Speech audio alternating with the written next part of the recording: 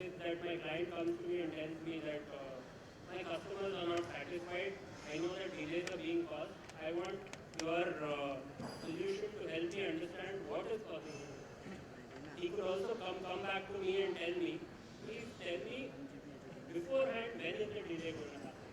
Or he could come back to me and tell me that I want you to tell me how can I ensure that these delays don't happen. Each of these problem statements are slightly different, subtly different, but at the end of the day are targeting the same process within the organization, which is that vehicles are getting delayed, causing customer satisfaction to go down.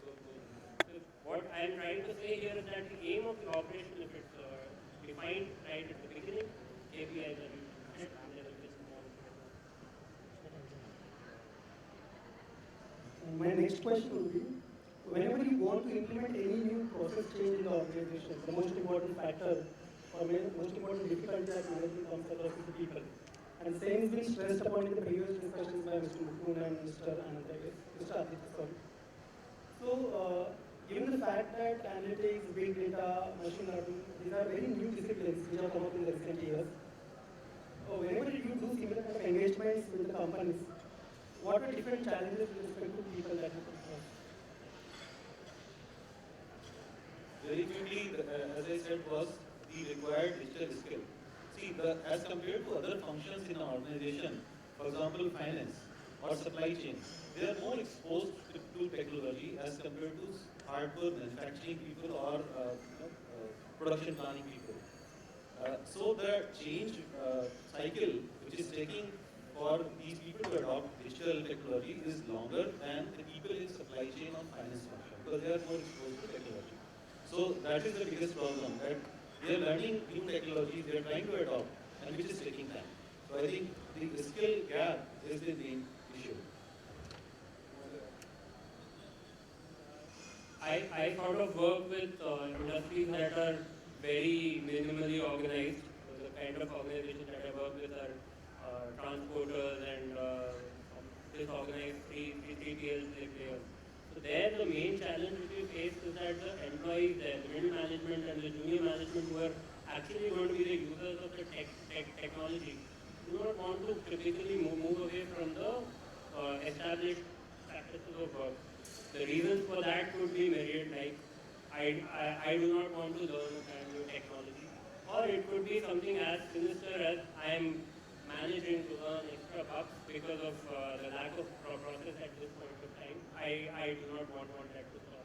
So it's typically the adoption at a lower level which is the challenge, which is why I recommended that a clear top-down vision and a very influential advocate is always necessary in order to successfully implement. Thank you. Any questions from the audience? Thank you, gentlemen. There's a question there? Yeah. There's a point. Okay.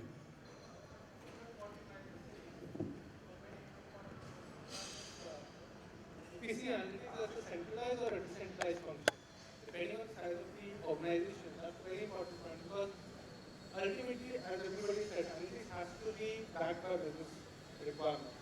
And depending on the size of the organization, I think a decentralized analytics function where the analytics is working specifically with a particular function, helping them with their requirement, would suit much more for medium or small size industries. Whereas for somebody like a large scale industry like somebody like another Birla, their centralized function might be much more relevant because then they can work across with different businesses. Thank you. Any other questions? Oh yeah, there's one question.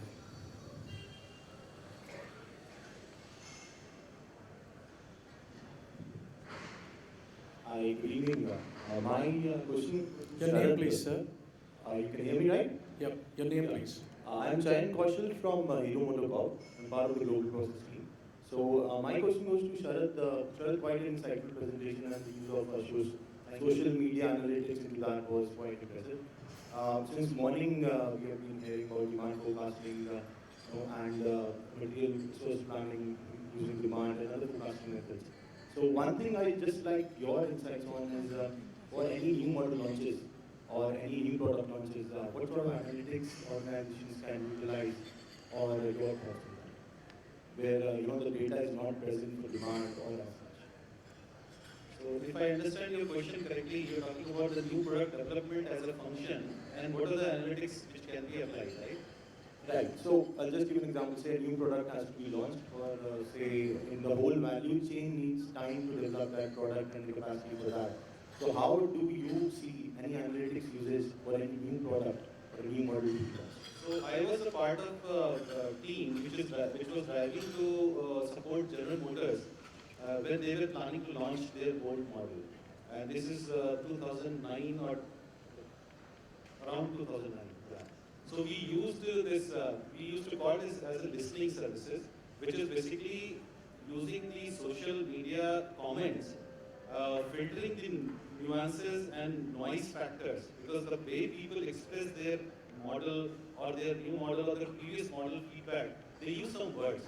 So there was a specialized analytics to use to analyze those words, filter the noise, and getting real feedback from the users. And then create those specific packages for different functions. If it is related to quality, then send it to quality. If it is related to production, send it to production. Or if it is related to spare parts. So using what people are saying on social media, filtering the noise and sending it back to the relevant function is one of the very important analytics we use in the new product development, because this exactly helps them to build the right product. Typically, when you go to a dealer for a service, the maximum you can do is that you can write down your complaint, and then you don't know what happens to that complaint. So this is the only way you can learn about what customers are saying about your product. So that is definitely one. Second, then we have 3D printing coming. I mean, this is not an analytics, but I'm talking about the new technologies which is being adopted for the new product development. Then there is artificial intelligence. So, in terms of what you have not still created, how to create that artificial intelligence and get the first-hand exposure even before launching a new product or something. So that could be the third technology which comes to mind. And obviously, there are other analytics, because understanding the historical data, the feedback, having those collaboration model where it was, I think, Chrysler or someone. So they launched a collaboration model where they invited their even previous owners of their car to share their experience, not only the current owners. So they created a collaborative model to analyze what people are saying about their product. So that would be another thing. Sure, we'll talk about it offline. Thank you. Thank you. Highly insightful, Sharad. Thank you so much. Your presentation was breathtaking as well, and so was Vignesh's. Kiran, thank you for being such a nice moderator. Yeah? I would request Lavina Quadros from Gati Import-Export Trading Limited to give away the mementos, please. This way.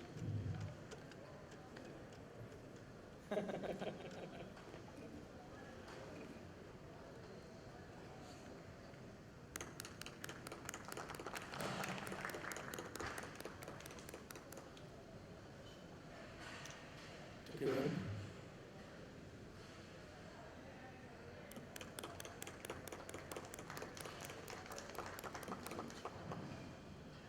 And to Vignesh.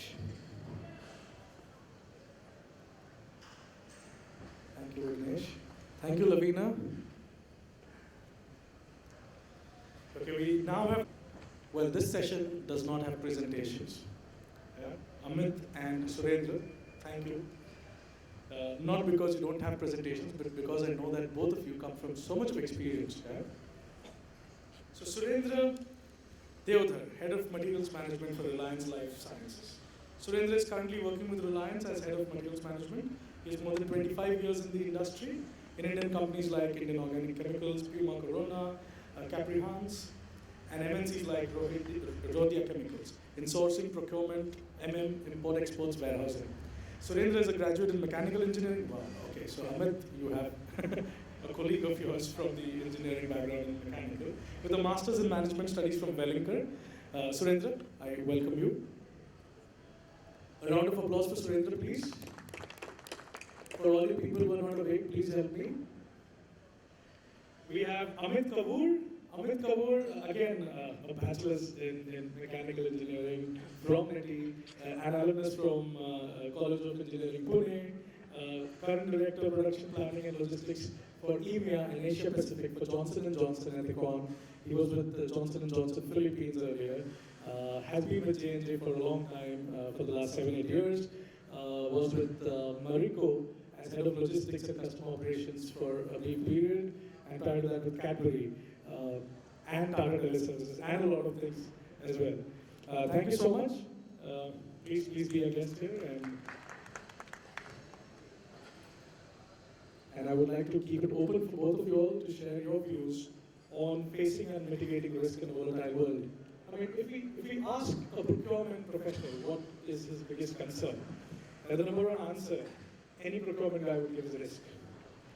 The key elements being identifying which risks are most pressing for the organization, planning and mitigation strategy, building governance layers for protection. I would request you all to have your thoughts shared with all of us in the audience. Yeah? Over to you, Amit and Sridharan. Thanks, and it's time to say good evening to all of you. And possibly this is the risk of being the last in the panel. Second last, sorry. So much risk that we are both speakers and there is no moderator, right? So I'm always here. Okay. So coming to the topic and on the serious note, I think to start with, we all know that in business, if we are in business, there will always be risk because we want rewards, right? So there is no business where there is no risk. Otherwise, we won't be here to discuss about risk and mitigation. But why is it that this topic is gaining so much importance in today's world as if risk was never managed in the businesses which were happening erstwhile? There are two factors which I personally feel why we are discussing this is the information overload. So we are now such a globally connected, and I can see sitting here in Mumbai, even the title here says Global Supply Chain Summit, although most of us are sitting here with Indian and I can see some foreigners here. So we are part and parcel of that global supply chain, and the saying which earlier used to be one butterfly flap in Britain can cause a tornado in Philippines kind of a thing. So we are part of the global supply chain. Has the risk management topic evolved just today because of the information overload? The answer is no. We always knew that, at least when I was in the college, we always knew about the Porter's 5P model, force analysis. We always knew about the SWOT analysis most of the companies had. But today, as we become global, the Brexits and even the election of Trump in US becomes a risk to either an IT industry or a commodity industry or even the free trade agreement as the session said. So those are the risks which most of us in supply chain, not just procurement, although this topic is more only on procurement, but the total supply chain which we are handling. Now, why did I change the context of not just procurement? And I work in J&J and I'm responsible for manufacturing of sutures. For those who don't know what is sutures, it's just a needle and thread which is required after your operations is done, right? To sew you up, to be very frank. And to me, the risk is on the table. Imagine a suture where the surgeon is at his last leg of your surgery. God forbid that happens, but imagine a risk, and the suture comes out of the needle.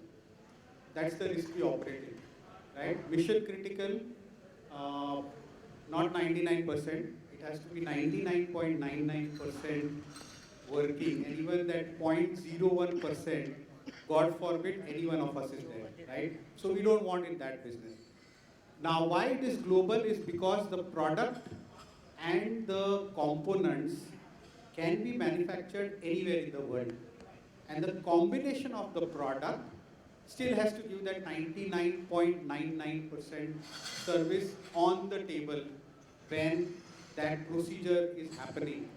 So that's the amount of risk, that's the amount of availability, that's the amount of quality, and that's the amount of assurance we need to give for our product, service, and to the surgeons and the patients who are going to operate and use those products. So coming from that, I think the one perspective which I wanted to give, and we discussed about whether we should have forecasting, whether we should not have forecasting, whether we should have IT enablement, and we heard the professor saying we spend a hell lot of money, a costly mistake on spending a lot of money on IT, but the supply chain performance did not improve at all. And then he came to the whole ecosystem of the suppliers and the suppliers' capability to handle the IT. So risk, most of the times, we think is external. But what I personally feel is risk is more internal because we underestimate those portion or that part of the risk. The risk of whether we are open to the external environmental changes. And the context which I want to give is today morning, most of us had a show of hand saying, do we believe that the government today is doing more changes and at a faster rate than the companies themselves adopting to changes? So for example, we all discussed GST since the Kelkar committee, as one of the presenters in the first session said about it. And I know most of us in FMCG, in service provider, in consumer durables have done host of modeling and network strategy and all that. But now that we know it's going to happen on 1st of July, how many of us are ready to handle GST? I am not pretty sure how many of us can raise our hands, right?